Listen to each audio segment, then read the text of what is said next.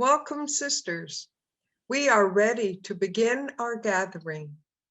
Today, we want to celebrate what God has and continues to do among us. And how fitting that is on this eve of the feast of Saint Joseph, our patron, particularly during this special year of dedication to him. We celebrate using the image of trees because our roots are planted deep and our roots hold our DNA as our community leans into each season, from spring to summer to fall to winter. Our lives reveal the grace that abounds, like life force that surges through the tree, is the Christ, who has called us from all time. We celebrate and give thanks. Trees have sustained this land for centuries, keeping the soil in place and stopping erosion.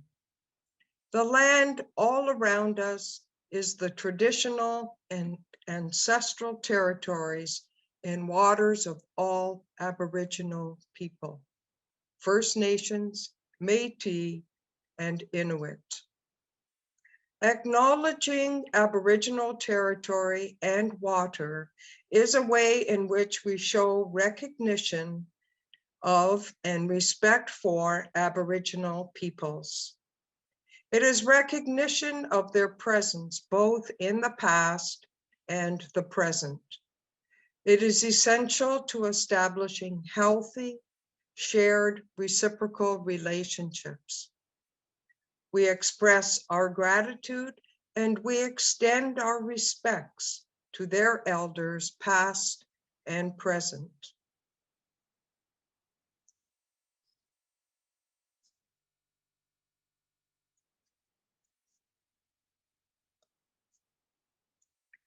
Life unfolds for us as our roots grow deeper and deeper. Let's catch the enthusiasm of these children as they sing, "I'm gonna be like a tree."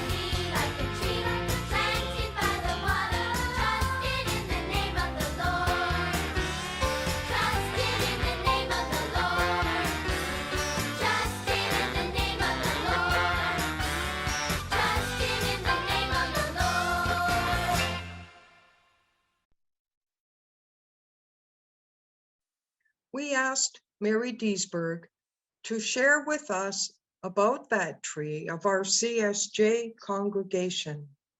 Sap runs deep within us, in our DNA as Sisters of St. Joseph. Good afternoon, sisters, associates, and all friends. Happy celebration of our dear St. Joseph. For my part this afternoon, I was asked to have a look at our history from 1650 to the present to see what we can draw from it that might help us to live today, this our moment in history. I've selected 3 elements in our communal story, which I think can give us some insight as we seek to know what is ours to be and to do today. Let's start at the beginning, or actually a little before the beginning, before the official beginning, that is. As we know, in various parts of South Central France in the 1640s, a number of women came to recognize within themselves a desire to give their lives entirely to God, to live in community like religious, and to reach out to help the dear neighbor. These were ordinary women, not highly educated. Only one could read and write. They were women of their times, experiencing the effects of the 100 Years' War, as well as the wars of religion, even wars between different factions of the Catholic Church. They knew the poverty, famine, and dislocation of people resulting from these wars. And of course, they lived in constant fear of the plague, surely the pandemic to top all pandemics, with no concept of anything like a vaccine to provide hope and relief. Looking around them at their world, as women of faith, they wanted to do something, to reach out, to bring hope and healing, while living a life of total consecration to God. The first 6 women who were received by Bishop de Maupas in 1650 came from 6 different towns and villages and 4 different dioceses. And we know that there were others in other towns who somehow were not included in the original document of assembly, and yet who lived the life. Coming from so many different places, it's unlikely that they knew one another. Travel was not easy in those days, and nor did they travel unnecessarily. They didn't have internet, Facebook, or even telephones to connect with one another. So what I think is remarkable is that the same desire should arise in the hearts of all these different women in different places at roughly the same time in history. Another fascinating fact is that religious life for women at the time was cloistered. So the very concept of being religious in a new way was not likely something they had encountered. There had been some experiments in that by various people, but they were all quickly put into the cloister. And the women in southwestern France probably hadn't even heard about them. So how did such a new concept take root in so many women in such different places? Surely the divine sower was at work. Then, how providential is it that a certain Jesuit priest would be traveling through exactly those areas, giving missions and preaching, and would hear this desire expressed in these women? Over time, I imagine, as he heard it voiced again and again in different places, Father Madai must have come to recognize that the Spirit was at work here. And so he began to help them to put shape on this hope of theirs. The shape that he gave it was essentially that of a Jesuit model of community gathered for the love of God, a love so great that it couldn't help overflowing out into mission to the neighbor. As a true Jesuit, he also knew the importance of discernment, of paying attention to our deep desires, And so the life of the new community was to be one whose life was a constant discernment of the movement of the spirits of grace and the spirit within themselves. This is evident in the early constitutions, where sisters were to share their faith with one another several times a day, after meditation, after spiritual reading, and when they returned from their ministry. So this process of constantly listening to what the Spirit is doing within us and among us was really an important part of our congregational DNA. So what can we draw from this today? When we listen to the deep desires of our hearts and we share them with one another, we will discover the seeds of new life that are always being sown there by the Spirit. It's there in our hearts that the Spirit sows the seeds of God's reign. And it is as we share those desires, as we are doing in chapter, that we can come to know what is ours to do and to be today. The second moment in our history that I want to spend some time with is the period surrounding the French Revolution. The Revolution was a time of deconstruction. It erupted almost 140 years after the foundation in Le Puy. Until then, the young community had spread and grown, although each house was independent and they were not centralized or gathered together in any way. Nonetheless, they became known and admired for the holiness of their lives, for the good works they were doing. Meanwhile, in the country as a whole, the gap between rich and poor had continued to grow, the rich living in unconscionable opulence, while the poor scrabbling to survive at all. The church was overly identified with power and wealth, and so was not seen as sufficiently attentive to the poor and the powerless. So the revolution erupted, originally seeking liberty, equality, and fraternity, but quickly descending into violence, marauding angry crowds, great upheaval, and eventually the reign of terror. Although the revolution opposed the official church for its power and wealth and its connection with aristocracy, in most places the sisters were not denounced because they were seen as women of the people. I love that. As far as we know, those sisters who were guillotined were condemned because they had harbored priests who refused to take the oath of allegiance to the revolutionary government. In other words, the sisters who were guillotined gave their lives for the right of the official church to govern itself and not to be governed by the political forces of the time. During this period, we know that the sisters faced terror, upheaval, and the constant threat of violence and arrest. Eventually, they were stripped of everything. They had to leave their convents, their institutions, their orphanages, all the ministries they held dear, and to take shelter either with their families or hiding out somewhere with others. Somehow, as people do in times of great catastrophe, they endured this stripping, and they struggled forward one moment at a time. After the worst of the revolution had passed, in places all over South Central France, sisters gradually found one another again and regrouped.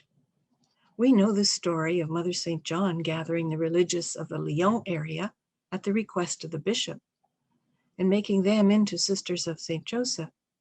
But we may not be as aware that many of the other groups also came together again without Mother St. John's assistance. In Le Puy, Vienne, Clermont-Ferrand, Saint-Vallier, and others gathered in twos or threes. Some of them gradually found one another and began to rebuild. That deep desire, initially sown in the 1640s, continued to burn strong in their hearts. And as a result, Many congregations of St. Joseph were reborn and survive to this day. So what is there in the story of revolution and rebuilding that might help us today? Although we're not facing a violent revolution at the moment, at least not here in Canada, we are living in a period of deconstruction. We see political systems breaking down all over the world. Democracies under severe stress from polarization. Economies struggling to stay afloat in the midst of natural disasters, political upheavals, and the pandemic. The planet systems are showing signs of severe distress. We see the loss of credibility of our church, the loss of the meaning and status of religious life, our own declining numbers and increasing age. This is a period of deconstruction. How can we live in this moment? What can we draw from our past and perhaps leave as a legacy for those who come after us? Periods of deconstruction are plentiful in history. In scripture, the paradigm is the desert. In the spiritual life, the dark night. In economic life, it might be a crash of the markets. In political life, a coup or a revolution. For the planet, hurricanes, earthquakes, severe weather changes, and other natural disasters. On HGTV, if you watch it, this time of destruction is called Demo Day. Houses that are old, battered, and falling to ruin are torn apart, demolished, inside, to allow for a totally new envisioning and construction of the space. Times of deconstruction always mean a tearing apart of the fabric of life as we know it. It may be necessary, but it is always painful. Witness the letting go of the mother houses in Pembroke and in Hamilton. They were so much more than buildings, and the loss and letting go was very painful. Living through deconstruction means learning to live in the present moment, discerning moment by moment how to live and what to do right now. It means facing courageously into the stripping of all that has been, of our preconceived notions of how things should be, and what we think we need to survive and be happy. It's like an earthquake. The very ground we walk on shifts, and it's no longer reliable. This stripping is so radical that Ted Dunn says most religious congregations won't undertake it because it's too painful. Yet, times of deconstruction always hold within them the seeds of reconstruction and rebirth. After the desert comes the promised land.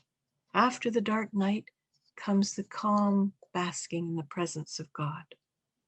After revolution comes some new form of government. After Demo Day comes the reframing. The paradigm of life, death, and rebirth is written in all of our experience. It's only in the winter, when the trees are bare, that we can see the nests previously hidden way up high in the branches, waiting for spring. The new life isn't there yet, but the nests stand ready because new life will come.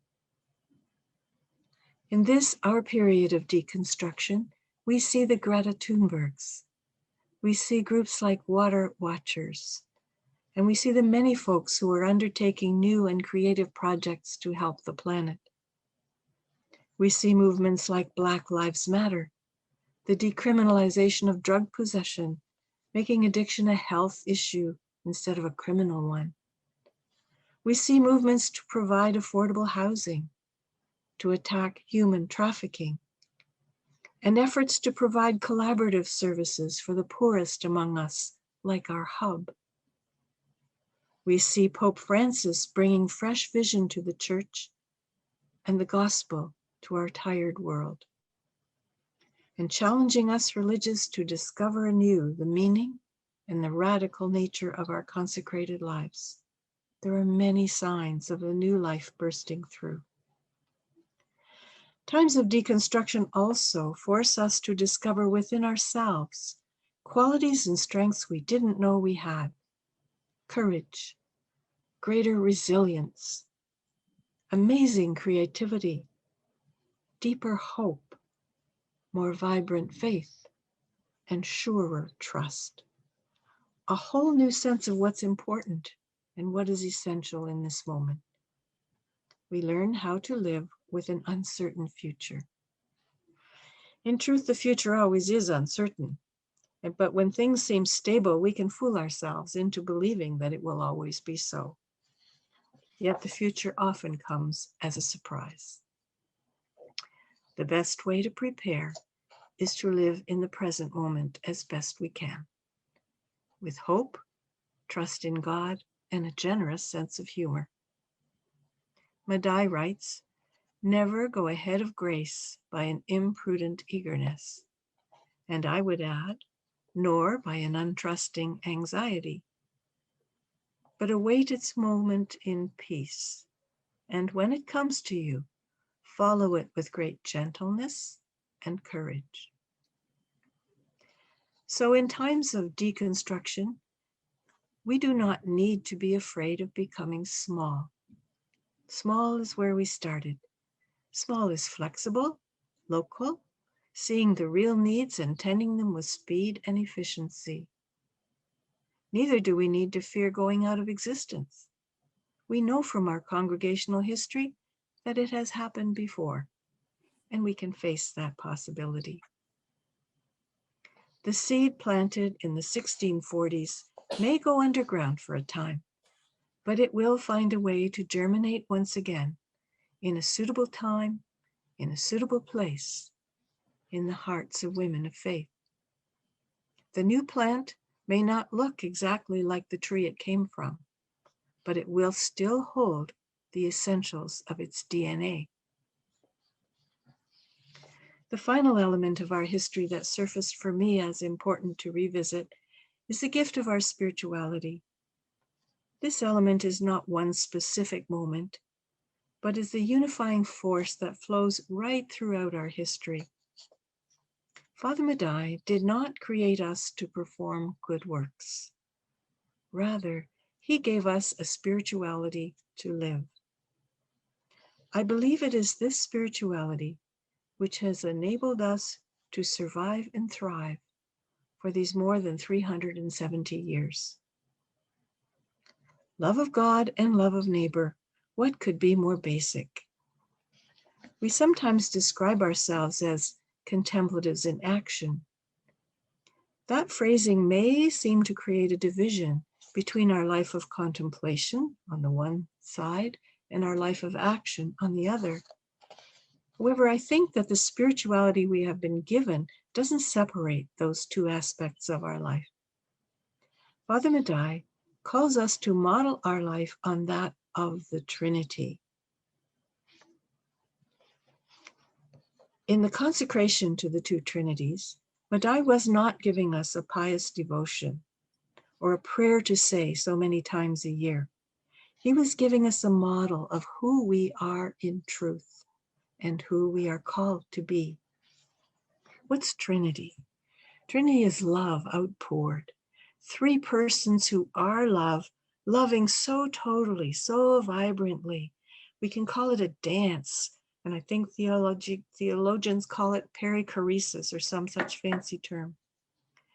But this love is so vibrantly and so generatively moving among them that it overflows, creating the whole universe. And so, in fact, the universe is their love made visible. I love that thought. This means that every person, every tree, every squirrel, every microbe is God's love made visible. The characteristics of the various persons of the two Trinities that are outlined are just ways of trying to describe some of the characteristics or the qualities of that love. It's unconditional, it's generative, it's self-giving, it's all-pervasive. It's untiring in its zeal, It's attentive and it's loving service. Like the Trinity, we are what we are created to be, love. God's love made visible in our world. Have you ever thought of yourself as God's love made visible? What if each day when we got up, we said to ourselves, not what do I have to do today, but how can I be love today? In all my relationships, in all my thoughts, in all my actions with God, with the planet. Total double union is an attempt to express the mystery of that love of God and love of neighbor, and that they are not two things, but one. The love of the Trinity flowing everywhere, and that we are that love alive in the world today. So for us, Black lives matter, Indigenous lives matter, addicted lives matter, refugee lives matter, poor lives matter, trafficked lives matter, rich lives matter, Earth's life matters. Having Trinity as the model of the God we worship tells us who we are in fact and who we are trying to become. What does St. Joseph have to do with all this?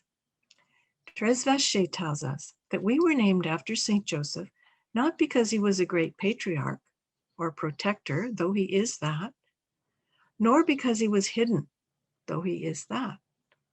She writes that St. Joseph was chosen as our model and protector because he incarnates a life that is a perfect model of total double union, the love of God made visible in service. Think of it. The home at Nazareth, in that home, he lived in intimate union with Jesus and Mary in the day-to-day, the love flowing between and among them all the time. Also, as breadwinner, he was the public face of the Holy Family. His tender love for Jesus and Mary flowed out from that home into his loving service to those he encountered in his work.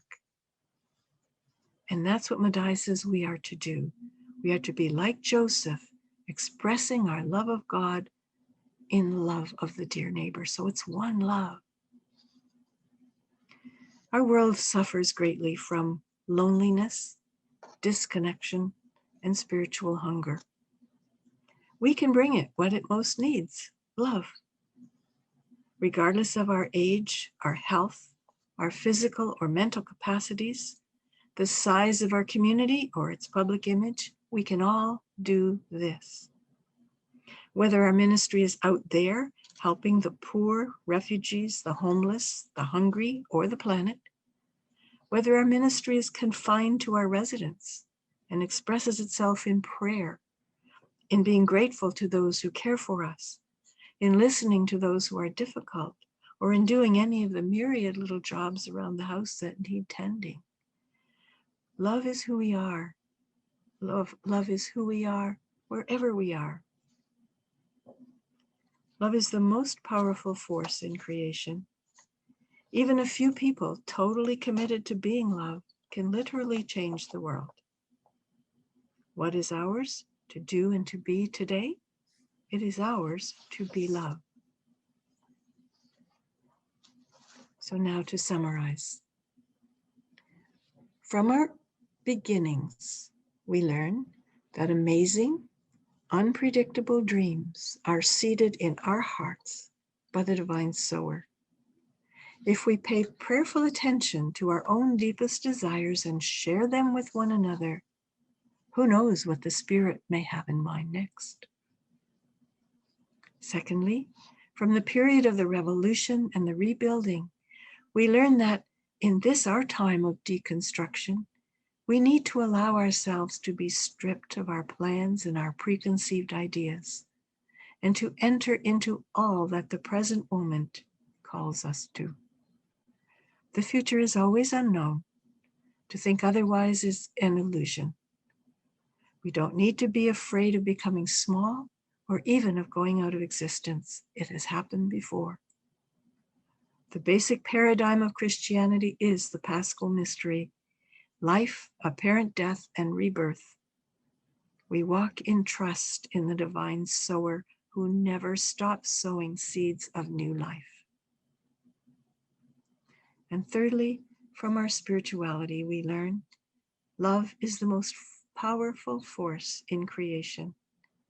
Even a few people totally committed to being love can literally change the world.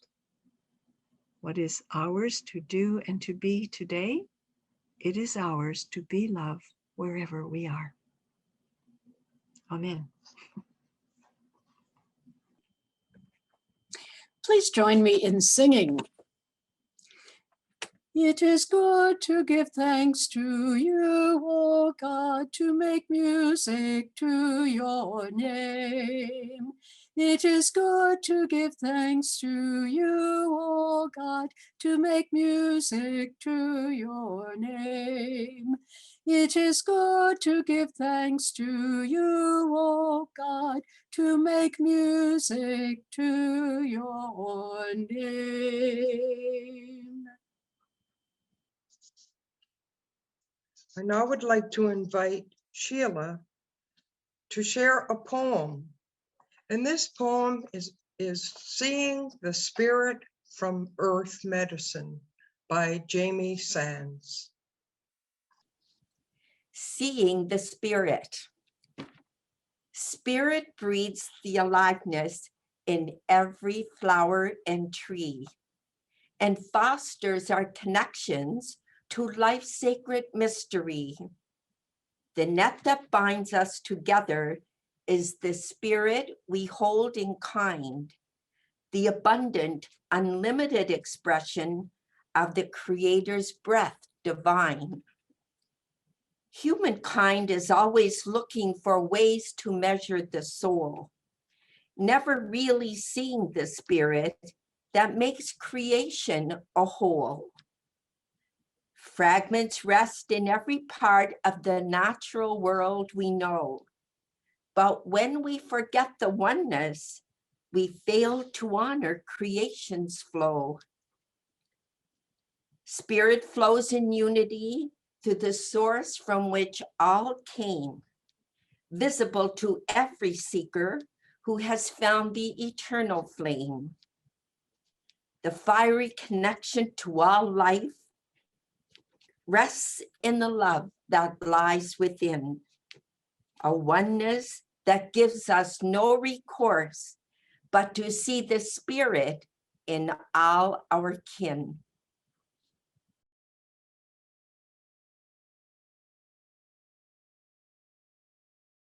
Hi, Mary. I just came in from a delightful walk outside.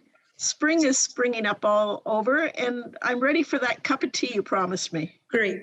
Well, being the Brit, shall I pour? Sure, What's your keyboard? I will.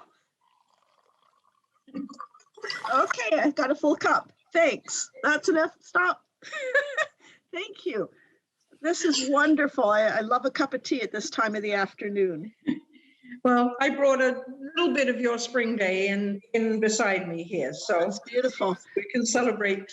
When I was out walking, I could see that little green things are coming up and rivulets of water are flowing down the sidewalk. And it made me think of our being together, talking about maybe, and how spring is such a sign of new life, that maybe new life is coming. And you can feel it and smell it in the air. Well, I always say every fall here at the villa, we put in the garlic to come up in the spring. And every year when it goes under the soil, I think of all the cold days yet to come and the ice and the snow. And I find it hard to trust sometimes that spring will come. But sure enough, every year, those beautiful little shoots of garlic are already beginning to come up. And I suppose it's a bit like us in the time of maybe. You know, sometimes it's hard to trust that new shoots will happen, but they always do, I think, if we can trust. And so that's always a lovely reminder to me here. It gives such hope, doesn't it? Mhm. Yes, yeah. Well, I got thinking back for the sake of our own memories and the memory of everyone else that's joining us. When we talk about maybe, it takes me back to actually September 2020, when we had our first session of our chapter sessions. And we were invited to have conversation among us as delegates, talking about maybe we. And we had that delightful story of maybe, and in it was a little pig or piglet, and all the potential possibilities that were opened up to it.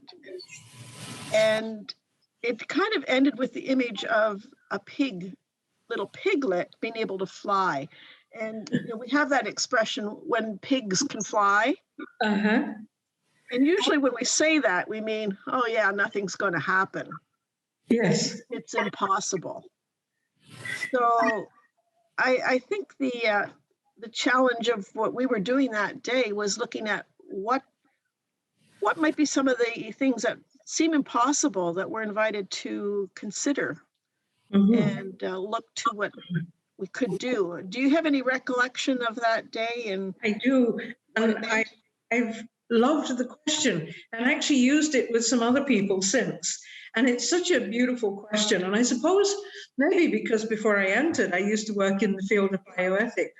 I love questions because I think that the questions are a gateway to possibilities in the future. If we formulate our questions well and grow in comfort with our questions, it's beautiful. Where I learned that lesson was when I would be working with families at the hospital for sick children, and there might seem to be no way through a very difficult and often very sad case.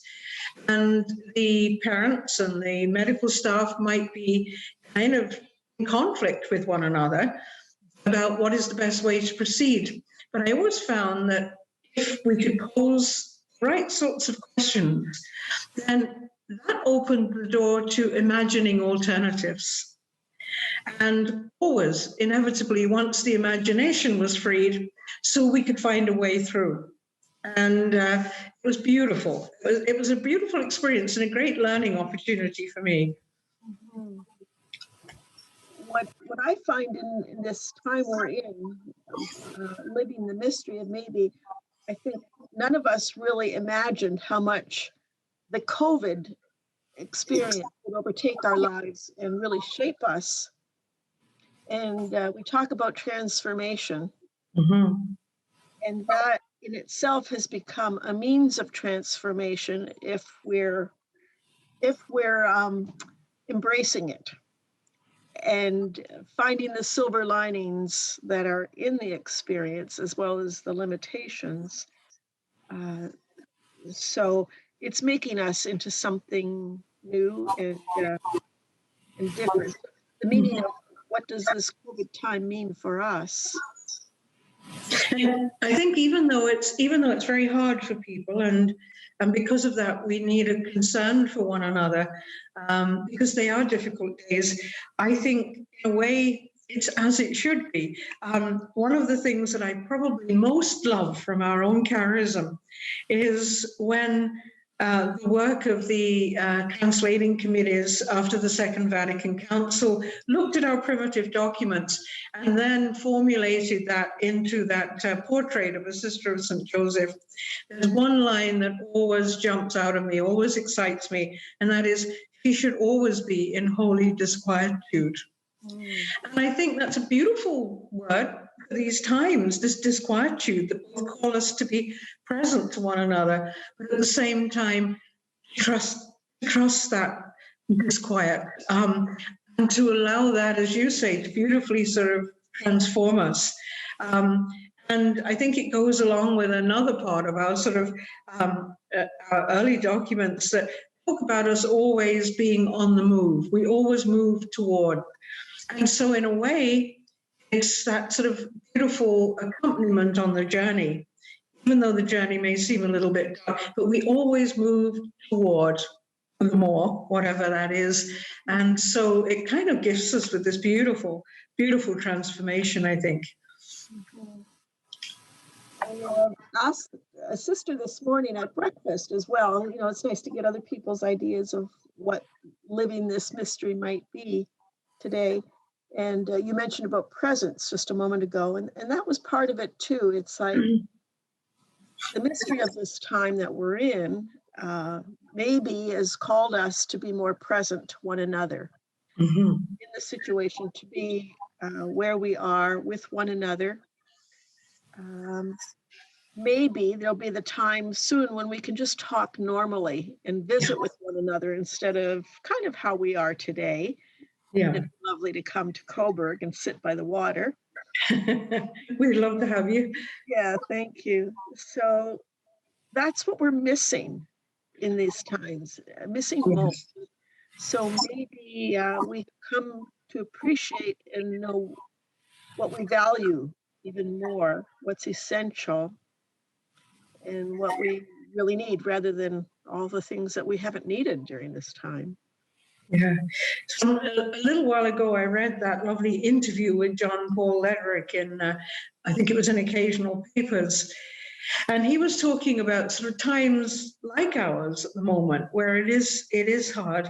And we are, if you like, estranged in a way. And he was talking about those times of uncertainty. And he reminded me in that article that these are the times, he said, of the greatest, placing ourselves in the place of generativity. And he reminded everyone in that article that all through our history as religious sisters, when we look back, it's often at those times of threshold time, which become for us the times of generativity. And he even claims that none of us would have been founded had we not have been present in situations like these, much though it would be lovely to be together practically again. They can, if we, I think, grasp them, and they can become times of tremendous generativity. Mm-hmm. It just makes me think too of the how, what should I say, the contradiction or the irony of the time where we can be more isolated, but maybe in some ways we have become more global. You know, those two dynamics, more global in our understanding of the bigger world through a pandemic, our connections, reaching out wider. For example, even this chapter is even more inclusive because of our use of technology in a way we had not thought of when we were planning way back. So it's made us more inclusive, more global, even though in some ways it feels like smaller into ourselves. So that's the mystery. In a way, it has. It's been a really creative time. I was thinking of a lovely meeting I had with the Federation Vocation Committee a little while ago, and we were trying to plan a few things that our congregations might enjoy and or might find helpful. And one of the things we had suggested was, you know, in a time when we haven't had that many new members, wouldn't it be nice for the sisters to be able to hear the voices of some of newer members, our own here in Canada? And then we sort of moved out a bit and said, well, what about Sarah in the US? She would be nice for people to listen to. And then we found ourselves saying something that I think we would not have said if we had not spent all of this time reaching out technologically. We said, well, if we're going to do that, what about one of the sisters in India, maybe one of the sisters in Africa, maybe one of the English speakers, like one of the Norwegian sisters in Europe? And we suddenly all came to this notion that we didn't think we would have even have thought about those things had it not have been for this kind of organic growing in our global consciousness, whether it's in partnerships with others more locally, or whether it's with our own sisters across the world. And so it almost has created those beautiful relationships that we're called to. And just when you were saying that, it reminds me on some of the reflections we had from that day. One of the phrases was, maybe we have to get rid of the can't in our heads. We'll say, well, we can't do that, or we can't. And so we got to get rid of can't and try to do the impossible. And as you're saying that, the things that we can do, and even the fact that we're having our chapter, by technology and continuing, even though we thought maybe we can't do that, we are. Yes, it's a little bit like your piglet flying. Yeah. We don't think it's going to fly. Here we are, flying, I guess. I guess so. That certainly is a form of it. Yeah, beautiful. The other thing about maybe is that it gives us some hope, just like going out for a walk today and seeing the little green sprouts or the water flowing. It gives us such hope. And I remember reading an article that it was talking about what is one of our roles, and it's to embed or plant in the hearts of people a maybe. And the quote was, when people lack hope and fall into despair, they have lost even a maybe. So beautiful. The whole thing of keeping a maybe in our lives keeps us hopeful in some way, and for us to help other people have that hope. Yeah, a maybe.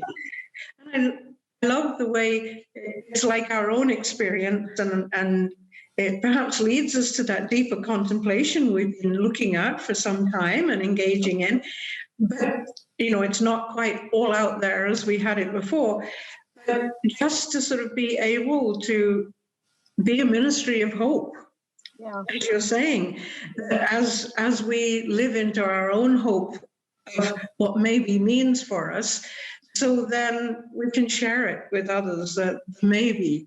I'm thinking, I went to the bakery earlier today and I met one of our associates there. And I don't think I've ever seen her so excited because she was getting her vaccination next week. And she was sort of saying, I didn't think I'd ever get to this point of being able to have this vaccination. And so I think what is called from us is this beautiful ministry of presence, accompaniment of others. And as you say, Anne, that quote is beautiful. It brings us to a sense of hope ourselves that we can share with others, the hope and joy even in difficult times. And it begins with our maybe.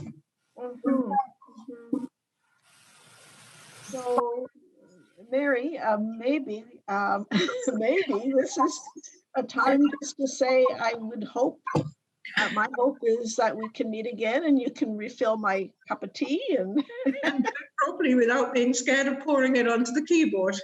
Right. Lovely to have tea with you, Anne, and always lovely to chat with you. So in hope, maybe soon. Bye-bye. Your cups. Bye-bye. Having heard the recollection of our story so far, what do you want to hold on to? What stays with you?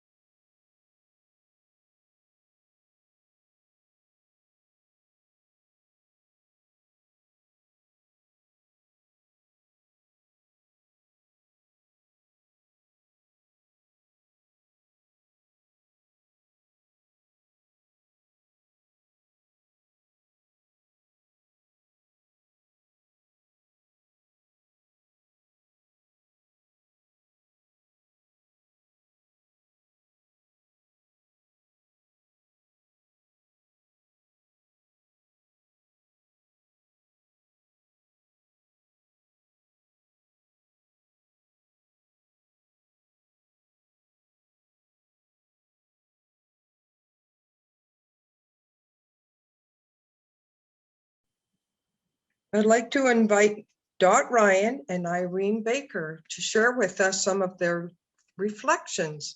They've been smelling the roots and growing and looking at what's growing under the frozen ground. We look at our time and they share with us how they tend to the frozen ground and how we can pay closer attention to the ground on which we are standing. Dot, do you remember the session like a session ago when we had that little video clip and the girl was calling in a plumber because her drains were clogged? And the plumber came and he wasn't there very long before he could tell her, the problem is there are roots growing into your pipe. And she was astounded because how could this be? It's February, the ground is frozen. And besides, they cut the tree down, remember? And the plumber said that he could smell it. Now, the really interesting part of that for me was that fact, because she lives in that house. She sleeps there. And she did not smell it, but he did. Shortly after he came into the house, it seemed. And he just knew what it was. Now, in my mind, I'm thinking, yeah, but that's his job. Like, he recognizes that from other houses he's been in. But his focus is so much on what he's doing that he could recognize that right away. And so my question is, how do we become so attuned that we can recognize the new life, like have God's antenna within us that is so alert that we somehow are attuned to it in a way that plumber is. And then I went immediately to our own example right here in Prince George, and I know you know all about it, Dot, but for our viewing audience, I'm going to explain it as fast as I can. We have this major highway that actually starts in Winnipeg, goes all the way to the ocean, Prince Rupert, but right through Prince George.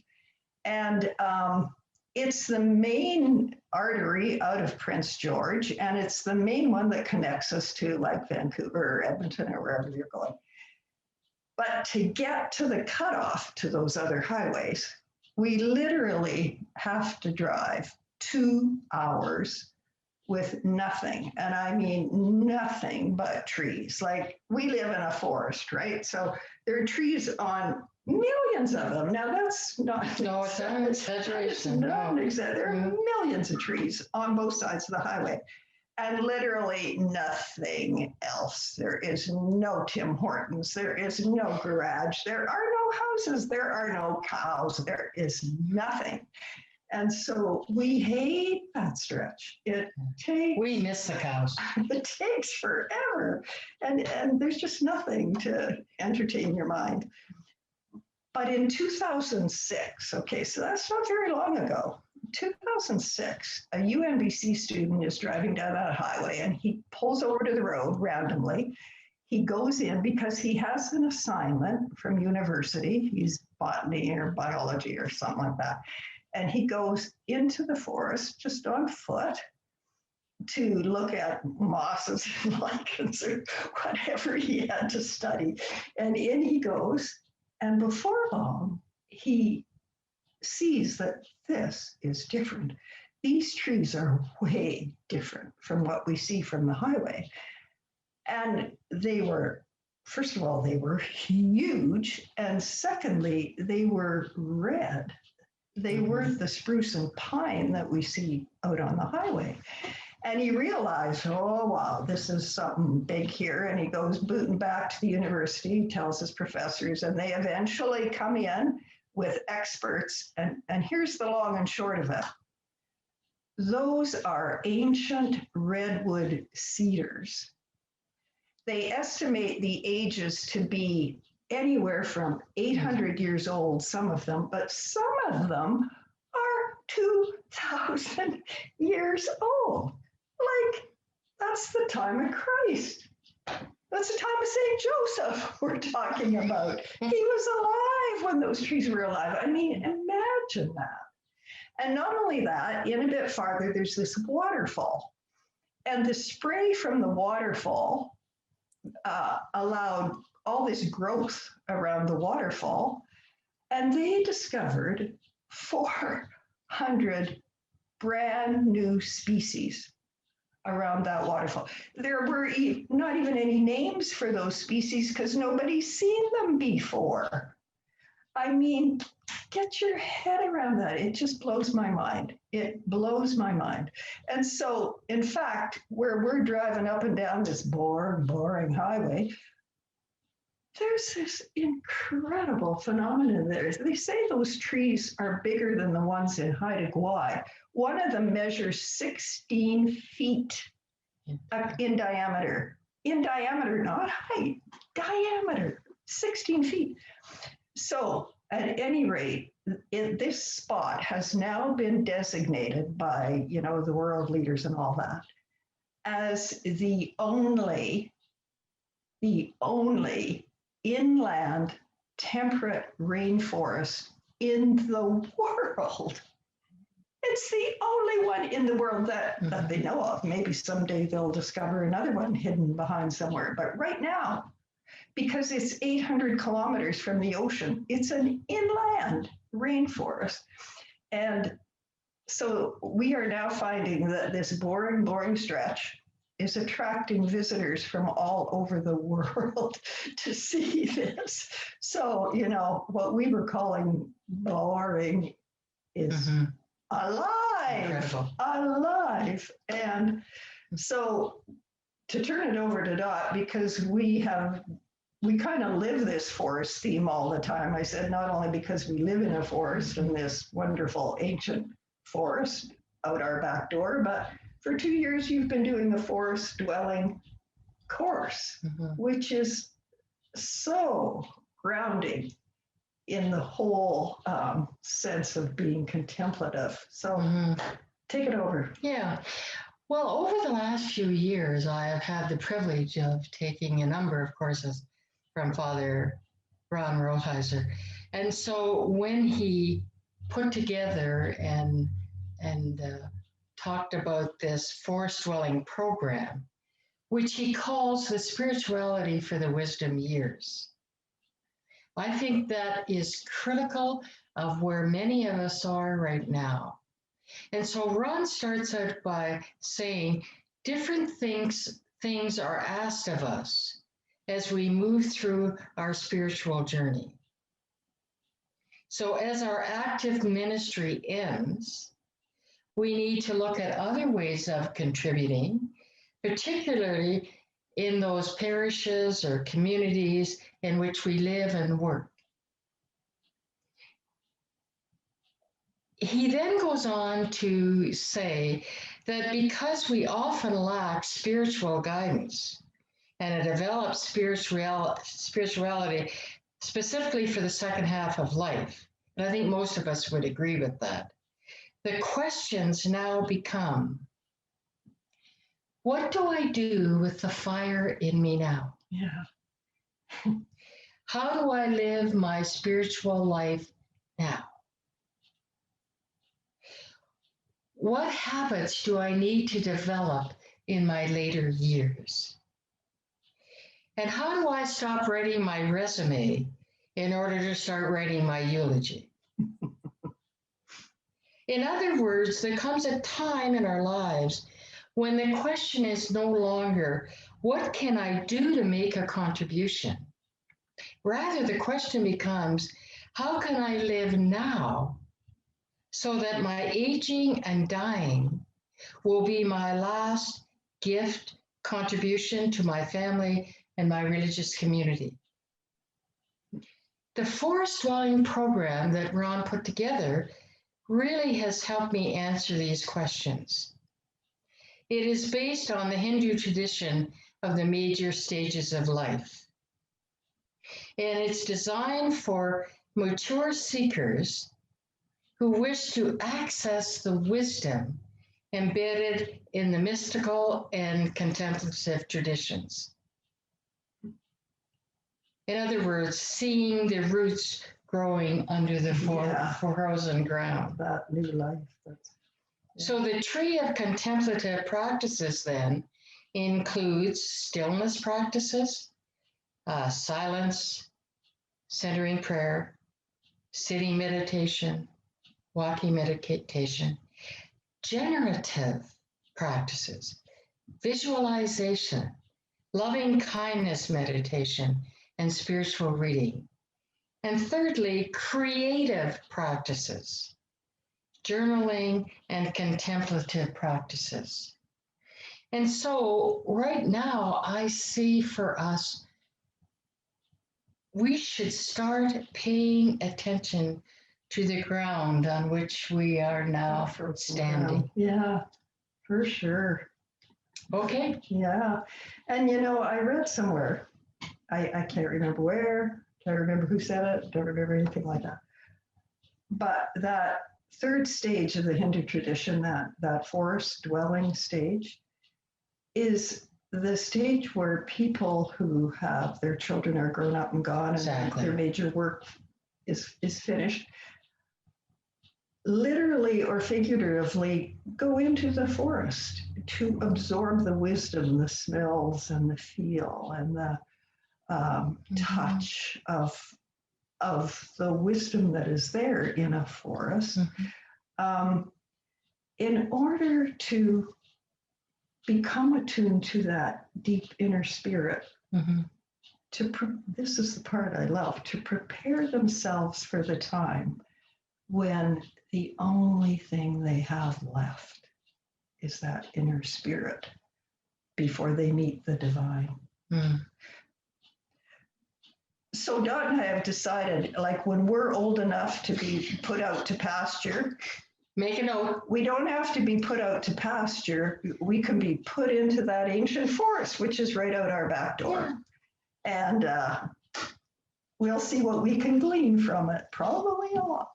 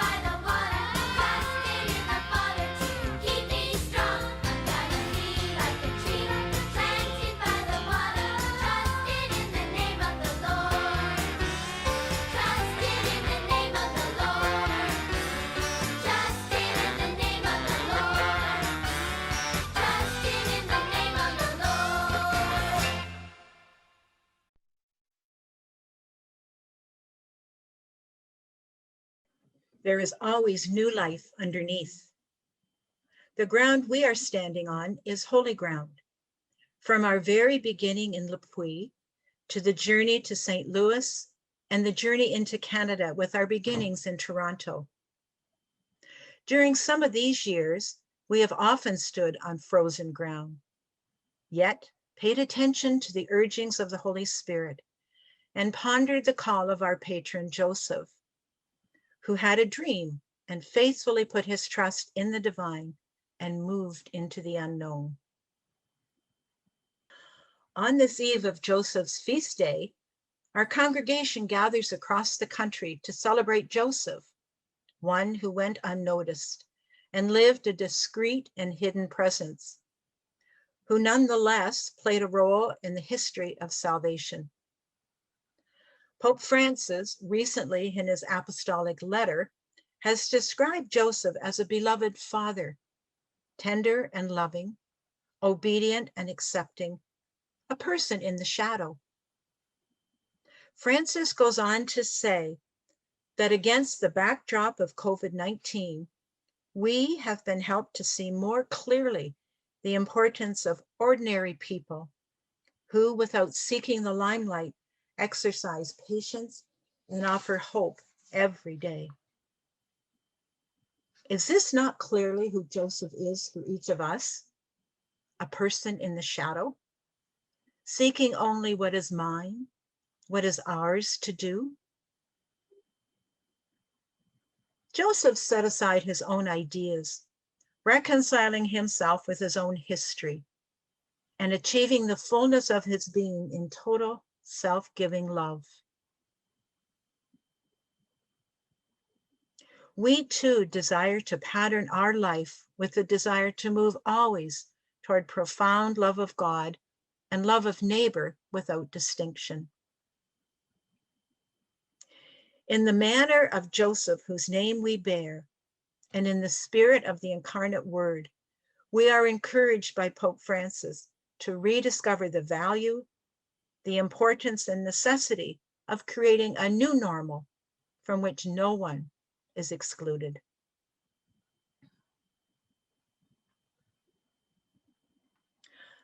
I would like to invite Marg Keller to sing a song that she created, Joseph Was a Carpenter. Joseph was a carpenter, but not any carpenter. He was chosen by our God. Mary was his wife to be, and found to be with child. Joseph loved her just the same.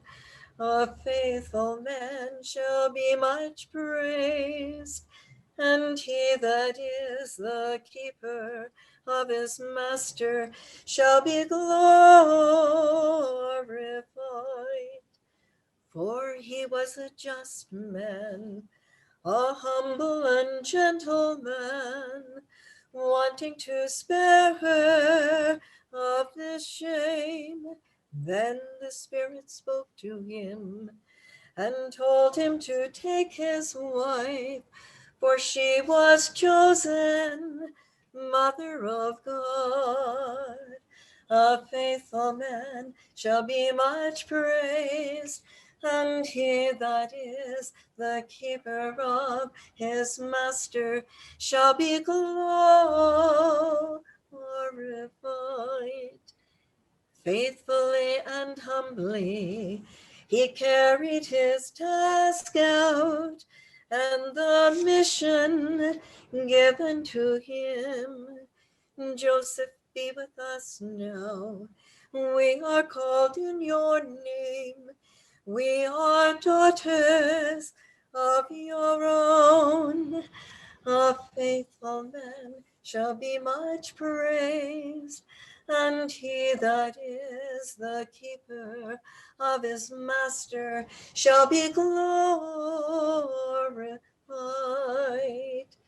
Great patron of the church, our land and the universe, in your honor we proclaim. A faithful man shall be much praised, and he that is the keeper of his master shall be glorified. Like Joseph the dreamer, may we grow daily in our listening and discerning, in our everyday caring and conversing, in our partnering and advocating, and in our own risk-taking and justice-making. May the blessing of God be upon us. May God's peace abide with us. May the Spirit gently guide us as we go forth to serve the dear neighbor wherever we find them. Amen. Now, let us raise our glass and toast together our congregation, the Sisters of St. Joseph in Canada. Let us go forward in peace and celebrate well.